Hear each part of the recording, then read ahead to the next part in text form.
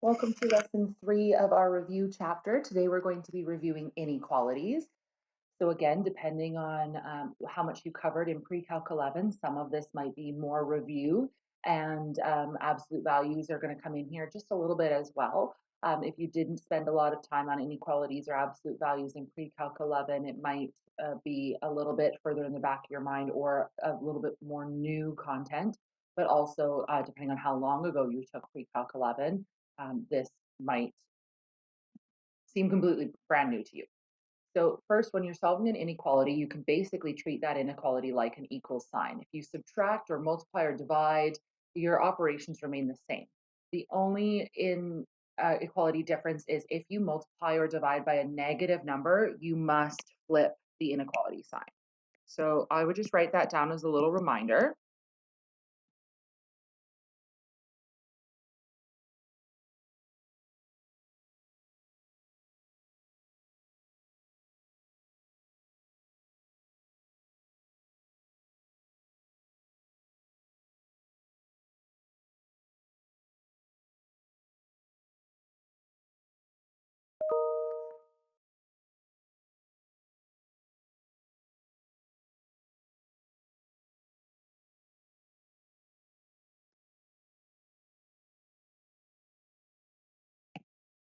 Okay.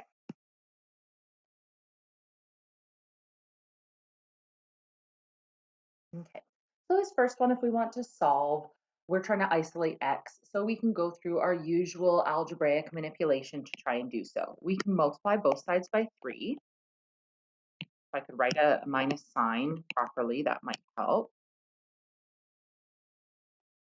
And then we can choose to either move the 7 to the right, or we can choose to move the 12 to the left and the 2x to the right. I'm just going to move the 7 to the right here. Okay, subtract by 7. And then I need to divide both sides by -2. When I divide by -2, I must flip the direction of the inequality sign. Okay? And that's it. That's all we've been asked to do. Now for a quadratic, a reminder when you're solving a regular quadratic, what you're doing is you're looking for x values, usually that make the y value 0. So here we don't actually have a y value. It's already giving us this 0 information.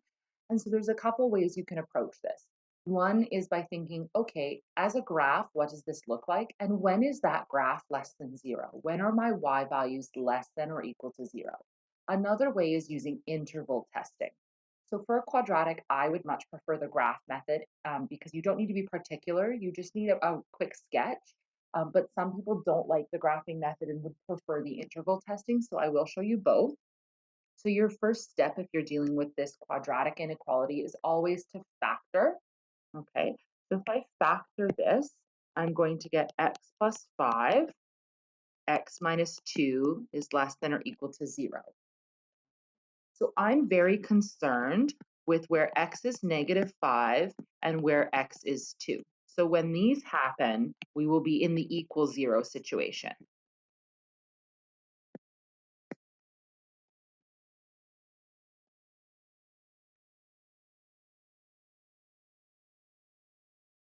Okay?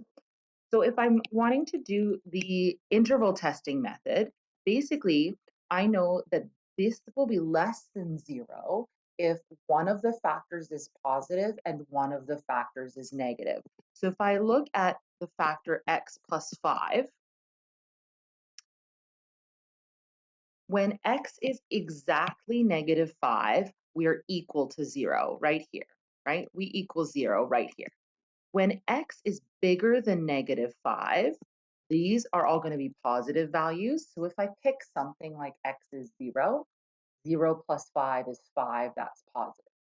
If I pick something smaller than -5 to the left here, these are all going to be negative values. If I have like -10, -10 plus 5 is -5. That's a negative number, okay?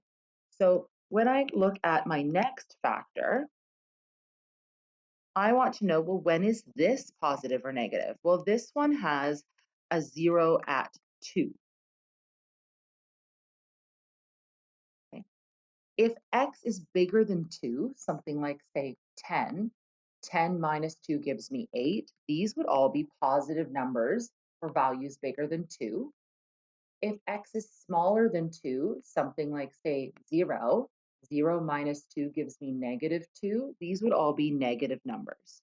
So I find it actually helpful on each number line to indicate all the zeros I'm concerned with and give myself a separate plus or minus for each interval. Okay. So what I would do is I would pick a number from this interval, and this interval. So I might pick something like x is 10 here, maybe x is 0, and here I could pick something like x is negative 7. I can pick any number I want in that interval, plug it into the factor, and see if you get a positive or a negative number. Okay. So what this means is if I were to take a look at these two factors and they multiply, because my factors with my inequality are multiplying, if I multiply two negative numbers, that's going to be a positive number. If I multiply a positive and a negative, those are going to be negative. And if I multiply two positives, that's going to be positive. I wanted to know in the question, where was this thing less than or equal to 0? Where was this thing negative? So my answers would be in this interval here. These are where my answers are that I'm concerned with in this interval. And so my solution would be when x is less than or equal to negative 5, and for greater than or equal to negative 5, and less than or equal to 2. Again, I'm saying or equal to because the question said or equal to 0. This is the interval testing method. This is a bit more work, okay? The graph method is, okay, I have a quadratic. Okay? My quadratic has zeros at negative 5 and 2, and this would be an opening upwards quadratic. So if this opens up, it's going to look something like this. It does not need to be perfect. It just needs to open up and go through your x-intercepts. Now, again, I'm being asked, when is this less than or equal to 0? Well, it's less than 0 down here, which would be this chunk.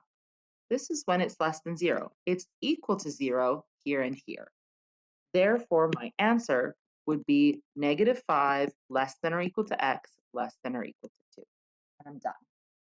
I would much prefer the sketch a quick graph. Where is it negative?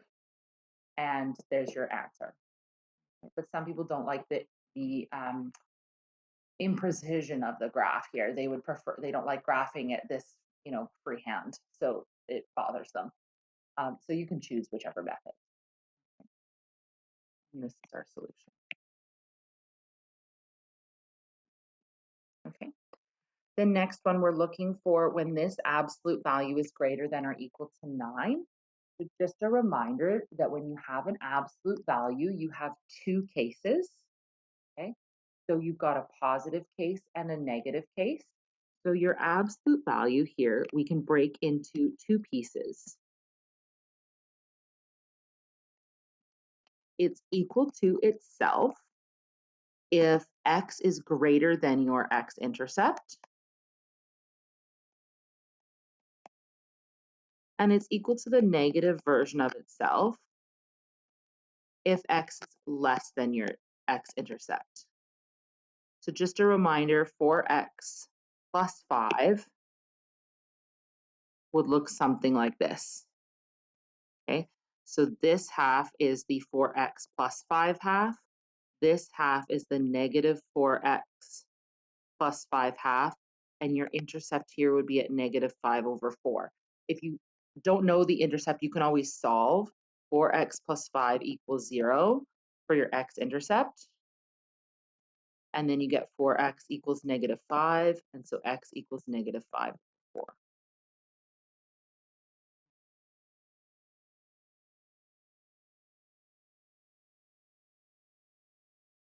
Now, when we do this, we've got that we actually have to solve. So we're going to write down our two cases. So case 1 is going to be 4x plus 5 is greater than 9. Okay, and this happens if x is greater than or equal to negative 5 over 4. So when we get our solution, if x is not greater than or equal to negative 5 over 4, it's an extraneous solution. It doesn't work. So we're going to solve this. So we get 4x is greater than 4, or x is greater than 1. This works. This satisfies our restriction. So that's one of our answers. Case 2,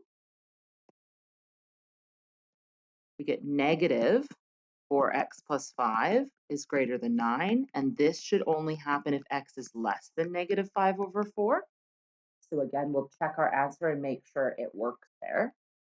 So this is going to give us negative 4x minus 5 is greater than 9, or negative 4x is greater than 14, or x is less than 14 over negative 4. We must flip the inequality when we divide by a negative number, or x is less than negative 7 over 2. Negative 7 over 2 is in our restriction here, so that works. So we have two portions. So this is going to happen when either x is greater than 1 or less than negative 7 over 2.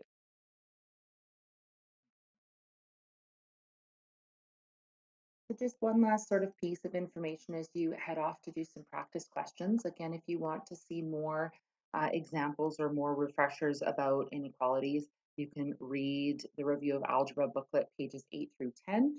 And again, there's board questions for today, and there's some practice questions in your Review of Algebra book on these pages. Pick a couple and try them.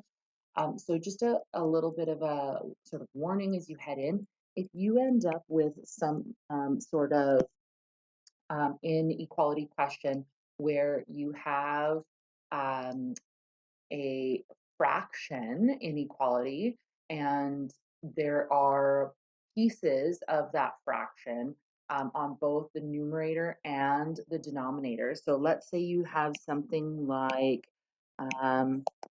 x plus 2 over x, 3x plus 5 is greater than or equal to 2. This one, you cannot move the denominator to the right and then solve it like a linear. If you do that, what will happen is you will only get part of your answer. So you'll only get one piece of your answer and you'll be missing another piece, okay? So in order for this to be greater than or equal to 2, there's a relationship between the top and the bottom that must happen. So the way you want to solve any of these rational inequalities is actually to make them greater than or equal to 0 and then do interval testing. So for this, I would actually want to move the 2 over, and I would get x plus 2 over 3x plus 5 minus 2 is greater than or equal to 0.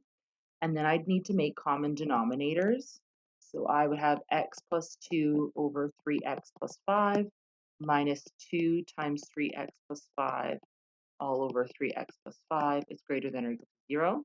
And if I expand this right one here, I end up with x minus 6x, which gives me negative 5x, and 2 minus 10, which gives me negative 8, over 3x plus 5 is greater than or equal to 0. And then for this, I would want to do an interval test. So the negative 5x minus 8 would be one interval. The 3x plus 5 would be another interval. This one has a 0 at negative 5 over 3. And this one has 1 at 8 over negative 5. So negative 5 over 8. Okay. So negative 5 over 8 would be in here. Negative 5 over 3 would be here. And then I would do my interval testing and see where are they positive and negative. And since I'm looking for greater than or equal to 0, I'm looking for where is this thing positive versus negative. Okay. So this one here would be positive, positive, negative, and this one here would be, where are we? Negative, positive, positive. And so we'd be looking at this solution. We'd have negative 5 over 3 is less than or equal to x is less than or equal to negative 5 over 8. Okay, so just be careful because if you were to not do this, if you were to multiply by 3x plus 5 at that very first step and solve linearly, you'd only have one of these restrictions. So you would only get half of your answer. So just be really careful with the rational inequalities. So if I were you, I'd pick a couple of those from the review of algebra booklet to try.